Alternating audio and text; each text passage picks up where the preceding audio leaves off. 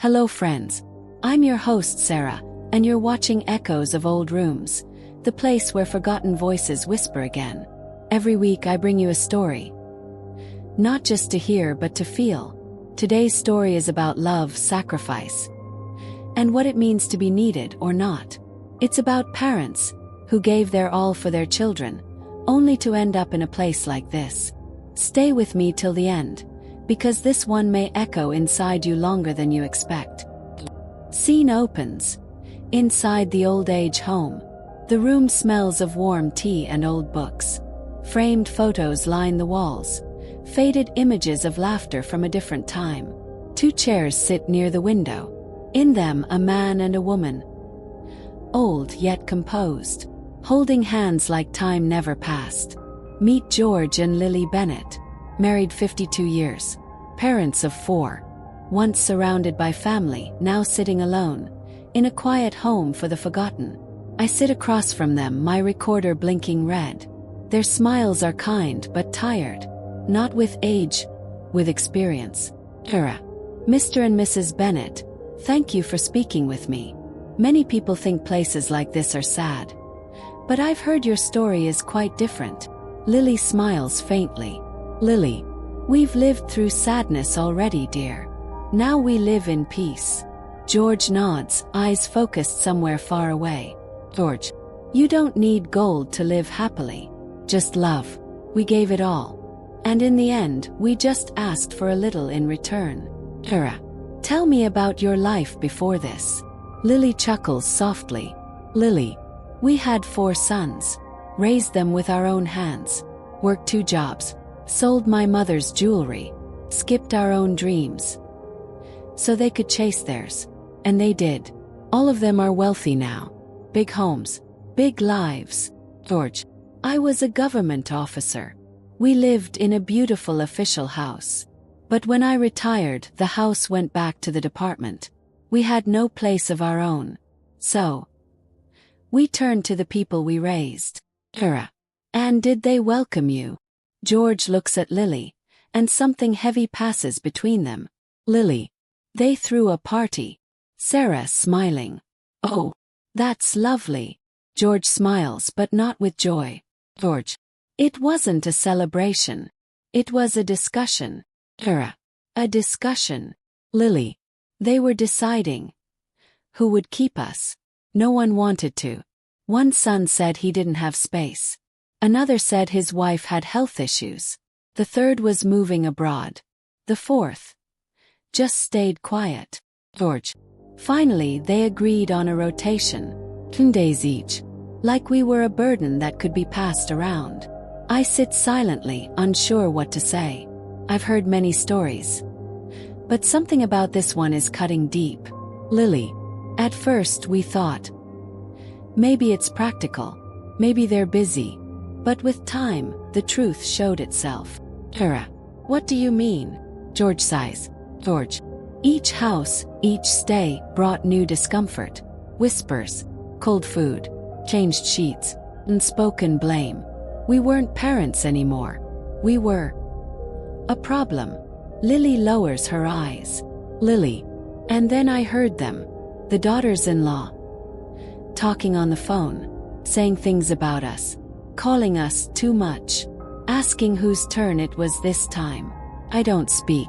Some silences don't deserve to be broken. Narration. Sara's voice. That was the moment they knew. Love had limits. At least in their children's homes. But what they did next changed everything. From pain came peace. And from silence, a voice that the whole world would soon hear. Join me in part 2, as George and Lily make the boldest decision of their lives. Until then, remember, some people don't grow old because of time. They grow old because of heartbreak. Part 2.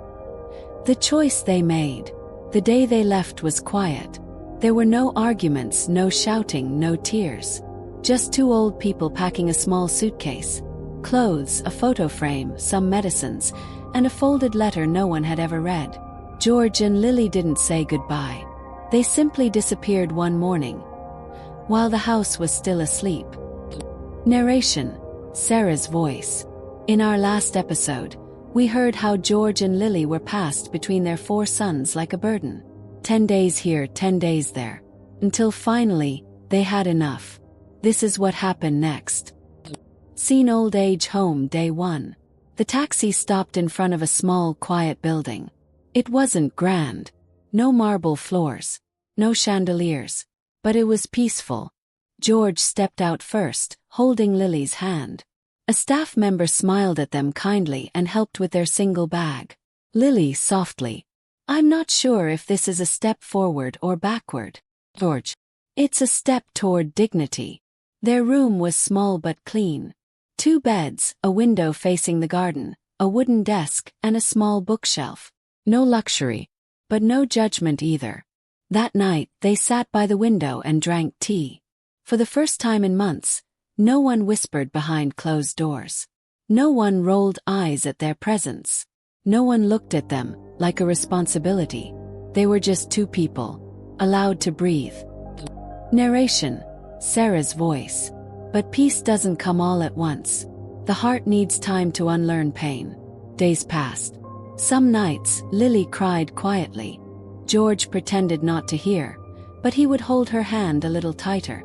Other times, George would sit silently, staring into the trees, lost in memories. But slowly, something began to heal. 1 month later, one morning, Lily found a blank notebook on the bookshelf. She stared at it for a long time.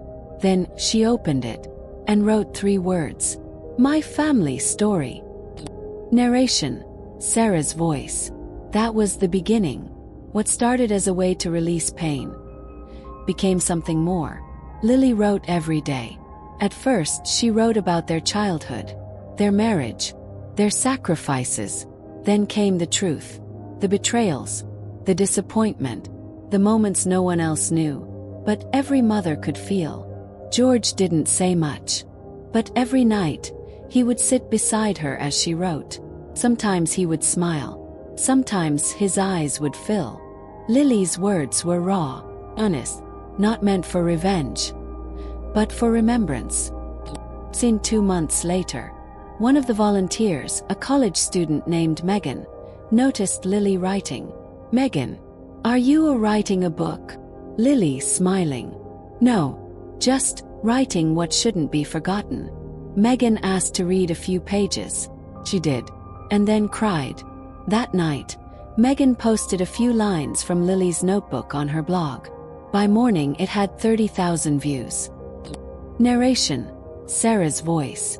In a world full of noise, sometimes a whisper from the past touches deepest. People began asking, "Who is Lily Bennett?" News outlets contacted the old age home. Publishers sent emails. A local magazine featured her story under the title, "The Mother Who Wrote What We All Feel." And the notebook became a book. A family. Sold in 6 countries. Translated into 3 languages. Suddenly, the old room wasn't so quiet anymore. But George and Lily, they didn't care about the fame. They were simply finally seen. Ending lines: Sara's voice. In part 3, the sons return. But not out of love, out of curiosity, greed, and guilt. What happens when the ones who left come back because of money? And what will George and Lily do when faced with the family they once gave everything to? Join me next time on Echoes of Old Rooms. 'Cause sometimes, letting go is the beginning of being found. Part 3. When they returned, the knock on the door came on a Tuesday afternoon. Lily was watering the plants by the window. George was sitting in his usual spot, reading the morning newspaper, even though it was already 3 p.m. When Lily opened the door, she froze for a moment. It was David, their eldest son. Behind him, 3 more familiar faces. All 4 sons standing together for the first time in years. Holding flowers. Guilt. Narration: Sara's voice. It had been 6 months since George and Lily walked away from the homes they once built. 6 months since Lily's handwritten pain turned into pages that touched thousands. And now, the world knew them. And suddenly so did their sons. Scene inside the room. David. Mom. Dad, we saw the news. The book. The interviews. We had no idea. Lily smiled, calm and polite. Lily. That's all right. Neither did we. Michael, second son. You should have told us. We could have helped you publish it. George, with a slight smile. We didn't know you were interested in helping. A brief silence. They sat down, awkward and unsure. For the first time in their lives, their parents weren't waiting for them. They were hosting them. Ryan, third son. We've been talking. Maybe you both could move back in with us. We'll take care of you. No more rotation. Lily. That's kind. What changed? Ryan. We just miss you. George looked directly into his son's eyes. George. No, you don't. You miss the version of us the world is now watching. Narration. Sara's voice. There's a strange peace in knowing the truth, and finally having the strength to say it. 4 years, George and Lily had waited for their children to come back with love. But now they could see through the smiles, the forced apologies, the sudden interest. It wasn't love. It was image. Scene later that evening. As the sons prepared to leave, the youngest, Daniel, lingered. He walked over to Lily and gently held her hand. Daniel. Mom. I read the whole book. Every word. Cried. I remember things I wish I didn't forget. I'm sorry. Lily didn't speak. She just looked at him, her eyes soft but unreadable. Lily. We never needed you to be perfect, Daniel. We just needed you to care. Daniel. I was selfish. We all were. But, do you really want to stay here forever? George joined her side. George. This place gave us peace. And more than anything, it gave us back our voice. Why would we leave that behind? Narration. Sara's voice. That night, George and Lily sat quietly by the window again. The same chairs, the same view. But something was different. They weren't waiting anymore. They weren't wishing. They had told their story, and now it belonged to the world. Scene. A letter arrives. The next day, a courier delivered a small envelope. Inside was a check. Large one. It was from the publishing house. Royalties from the third reprint of my family. Lily placed it on the desk and smiled. Lily. Funny. We spent our lives giving. Now for the first time the world is giving something back. George. And we're not giving it to the boys. They laughed. Not bitterly, but with freedom. Ending lines. Sara's voice. In part 4, the final chapter, something unexpected happens. One of the sons returns. But this time, not for money. Not for reputation. He brings something else. Question. And a request. What do parents do when the child who once broke their heart asks for healing? Join me in the final part of this story on Echoes of Old Rooms. 'Cause not all endings are happy, but some are honest. Part 4. The final visit. The knock came again, but this time it was different. No bouquets, no group visit, no nervous smiles. Just Daniel, the youngest son, standing alone with a simple envelope in his hand. Lily opened the door slowly. Daniel. Hi, Mom. Is it okay if I come in? She stepped aside silently, and George looked up from his armchair with a calm nod. Narration. Sara's voice. They thought the story was over. The book was published. The world had heard. The sons had come and gone. But stories don't end with silence. Sometimes they echo back in unexpected ways. Scene inside the room. Daniel sat down across from them. He didn't speak for a moment.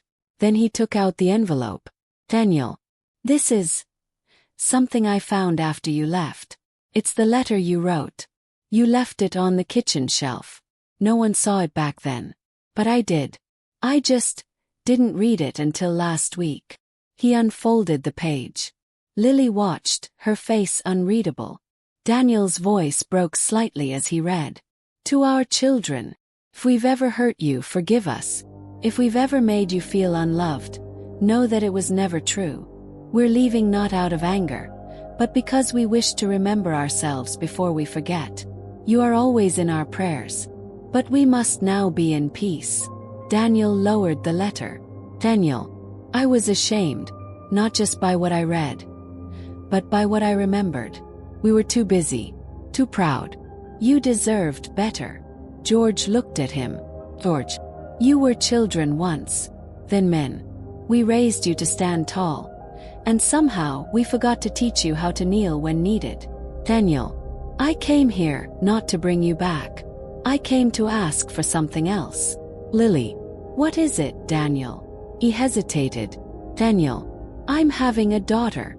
Her name will be Lily, and I want her to know you, not through a book, but through Sundays in the garden, through stories, through tea and laughter.